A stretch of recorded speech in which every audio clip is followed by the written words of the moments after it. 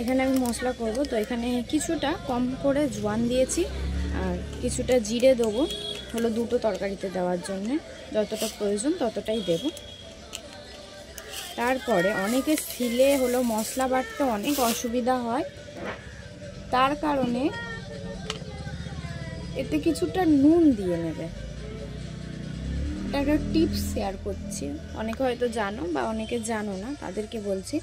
কিছুটা নুন দিয়ে নেবে, দিয়ে শুকনোই মশলাটা গুঁড়ো করার চেষ্টা করবে, দেখবে খুব ভালোভাবে শুকনো মশলাটাই গুঁড়ো হয়ে যাবে।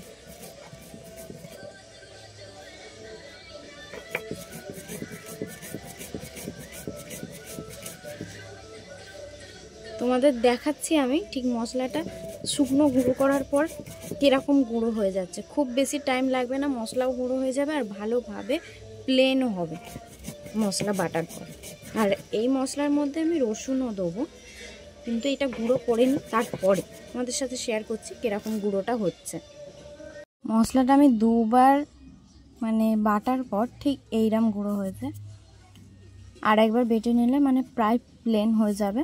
এরপরে তোমরা জল দিয়ে নেবে, তো এই মশলাটা জল দিয়ে বাটবে, দেখবে পুরোপুরি প্লেন হয়ে গেছে আর মশলাও খুব সুন্দরভাবে বাটা হয়ে গেছে। এরপরে আমি মশলাটা জল দিয়ে বেটে নেবো, তারপরে ফিরে আসছি ভিডিওতে। আমি প্রথমে সাদা তেল দিয়ে নিয়েছি, তেলটা গরম হোক, তারপরে আলু দেবো। এখানে তেলটা গরম হয়ে গেছে, এবার আমি আলু দিয়ে নিচ্ছি।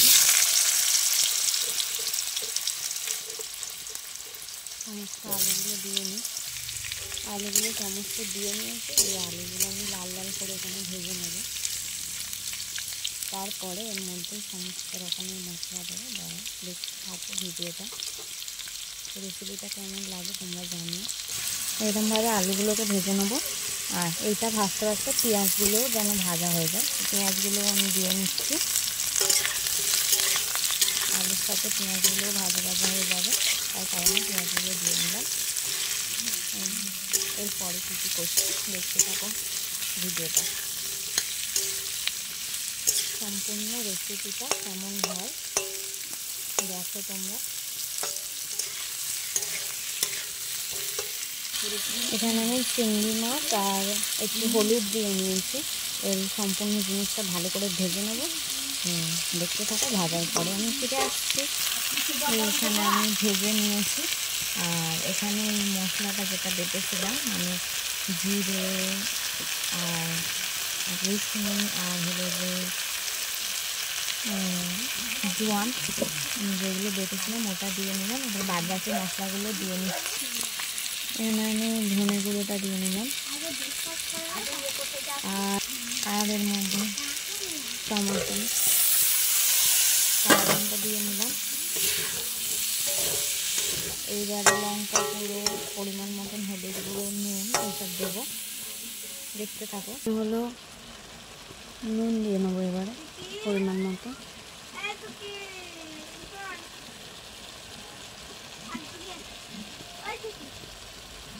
নুন দিয়ে নিলাম, এরপরে আমি হলুদ গুঁড়ো,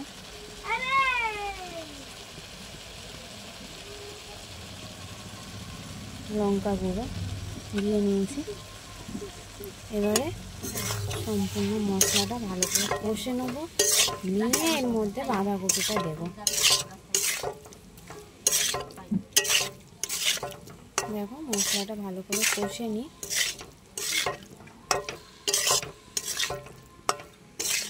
তারপরে এই বাঁধাকপিটা আমি দিচ্ছি।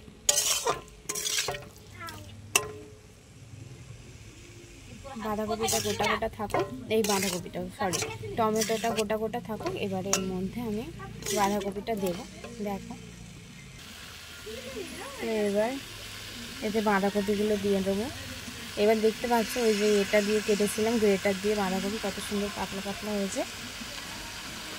আর এখানে আমি কাঁচা বাঁধাকপিটাই ইউজ করছি। অনেকেই বাঁধাকপি কাঁচা ইউজ করে না, ভাপিয়ে নিয়ে ইউজ করে, আমি কাঁচাটাই ইউজ করছি। হলো যে এইটা তো এখনকার মানে শীতের বাঁধাকপি, তার কারণে আমি কাঁচা ইউজ করছি। গরমকালে বাঁধাকপি খেলে কাঁচা ইউজ করি না, কারণ ওইটা হলো যে ফ্রিজারে রেখে তারপরে বিক্রি হয়, তার কারণে ওটা ভাপিয়ে নিয়ে খাওয়াই ভালো। আর এই বাঁধাকপি এমনিও ভাপিয়ে নিয়ে খাওয়া ভালো, অসুবিধা নেই, কিন্তু আমি কাঁচা ব্যবহার করছি। যাই হোক, বাঁধাকপিটা ভালো করে কষে নিয়ে তারপরে ঢেকে দেবো আমি। দেখতে থাকো। সম্পূর্ণ মশলাটার সাথে হলো যে বাঁধাকপিটা মিশিয়ে নিয়ে ঢেকে দেবো, কারণ বাঁধাকপিটা তো বাঁধাকপি আলু এগুলো তো সিদ্ধ করে দিতে হবে।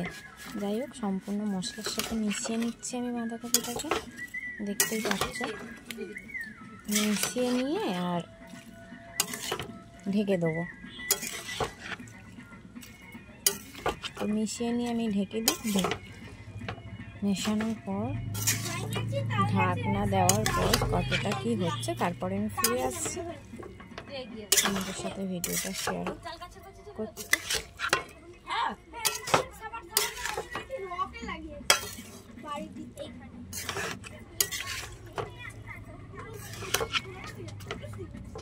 আর এখানে আমি একটু চিনি ইউজ করেছি, ঠিক আছে? তোমরাও একটু তরকারিটা ব্যালেন্স করার জন্য, মানে সব মশলার সাথে যাতে ব্যালেন্স হয়ে যায়, তো তোমরা এখানে চিনি ব্যবহার করে নেবে। আমি সমস্তটা মিশিয়ে নিয়েছি। এবারে ঢেকে দেবো।